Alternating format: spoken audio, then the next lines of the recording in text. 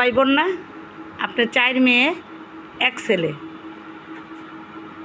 সবচেয়ে বেশি আপনারে কে ভালোবাসে?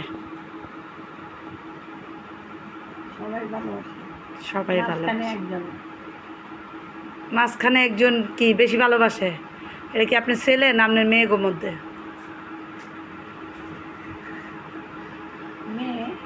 মেয়ে। নাম কইতেন না?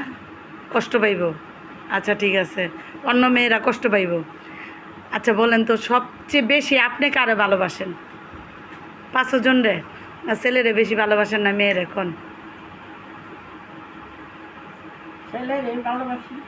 সবচেয়ে বেশি ছেলেরে ভালোবাসেন না? আর আমগো ভালোবাসেন না?